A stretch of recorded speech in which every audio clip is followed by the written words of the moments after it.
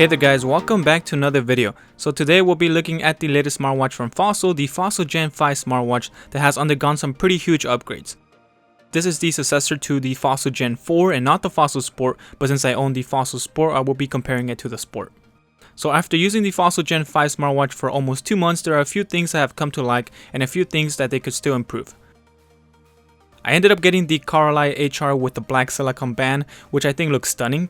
To me, this looks way better than the Fossil Sport with its dual color, plus scratches are not as noticeable on the black one. The Fossil Gen 5 smartwatch is lightweight, but coming from the Fossil Sport, the Gen 5 is slightly heavier and slightly thicker, but I don't mind it since you're getting quite the improvements. It is using the same 22mm silicone band as the Fossil Sport, which I'm really happy about because it's a really comfortable watch strap. The only part that sucks is that you can't buy it with the stainless steel band in case you want something that looks more elegant. You will have to buy the Carlisle HR Smoke to get it. You can always just buy it separately, but it would be nice if they let you choose. I ended up buying a black steel strap on Amazon that suits this black model better. But I always find myself going back to the silicone band strap because it's more comfortable, but damn does it look good with the metal band. So the watch is comfortable to take to the gym, and the heart rate monitor does a good job at measuring my heart rate consistently. And it's recommended to have the watch adjusted tightly below the wrist bone for a more accurate reading. So the Fossil Gen 5 basically has the same design as the Fossil Sport. You even get the same packaging. You still get a rotating crown at the center between the two customizable buttons. They are just a little smaller, which I think is better since it doesn't press that much against the back of my hand when moving around. So I have the top button set to launch Fit Workout, which does it very quickly, and I have the bottom one set to launch Google Pay, which also launches it quickly without any issues. I've been using my watch to pay wherever they take tap to pay, and so far it has worked every time. Another improvement on the Gen 5 is the size of the display. With the Gen 5 you get a 1.3-inch AMOLED display, just 0.1 larger than the 1.2-inch display on the Sport. But you still get the same thick side bezels, which is kind of a bummer. I was hoping they will at least make it smaller. Unlike on the Fossil Sport, Fossil preloaded the Gen 5 with plenty of watch faces to choose from that I actually found pretty cool. In the long list of watch faces, you will find plenty of watch faces with a dark background, and when you have one on, the bezels face away with the body and it makes the watch look really nice. The time does look larger on the Sport, but for some reason it's dimmer than on the Sport. It's still legible outdoors, but it makes it hard to see in direct sunlight. This probably has to do with the battery improvements. Even with the booster lighting on, it's no match to how bright the display gets on the Sport. The keyboard size is still about the same size, though I do find it much nicer to swipe around when sending messages on the Gen 5. Now onto more awesome upgrades. The Gen 5 now has 1GB of RAM that has been doing wonders to Wear OS, and is still powered by the Snapdragon 3100, which has kept the watch snappy. It also carries 8GB of internal storage, which I'm also happy about. Now I can finally have the watch do all the app updates that it needs without getting the insufficient storage message like I did on the Sport. You still get some bloatware that can't be uninstalled on here, but this time around you have more storage available.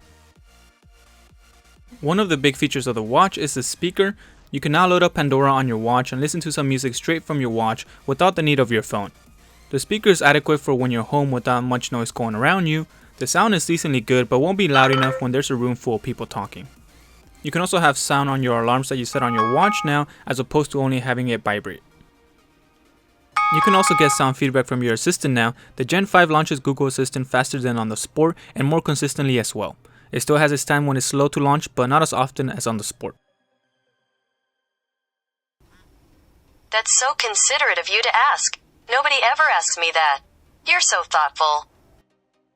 With Google Assistant requiring you to unlock your phone for simple commands, I tend to use my watch more for those simple commands. And that way it only becomes a one-step process. You got it. Turning on the USB. Another great feature is being able to take calls on the watch since it has a built-in speaker. Fossil advertises that you can also take calls when you have it connected to an iPhone. The call quality at the moment is not good. I have only had it work well once. Most of the time it sounds distorted. I can't hear the other person, or sometimes I can, and then it randomly goes silent. It's not a good experience, and Fossil has been made aware of this issue and will soon send out a software update to fix it. For now, we'll just have to wait and see how that goes.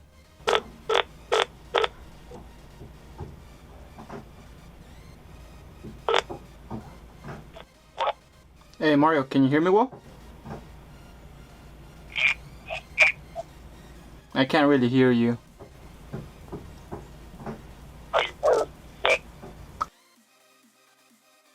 The Fossil Gen 5 still charges with the same charging cradle as the Gen 4 in the Sport, which I really like, since you can set the watch on the charging cradle in any orientation and it will start charging, which is pretty cool.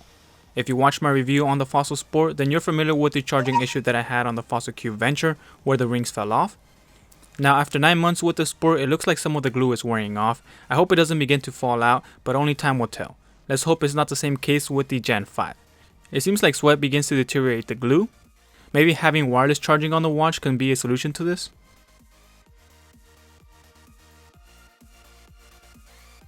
Now moving on to the battery life, the Fossil Gen 5 has a better battery life than the Fossil Sport with the same features turned on, and I'm not sure of the size of the battery.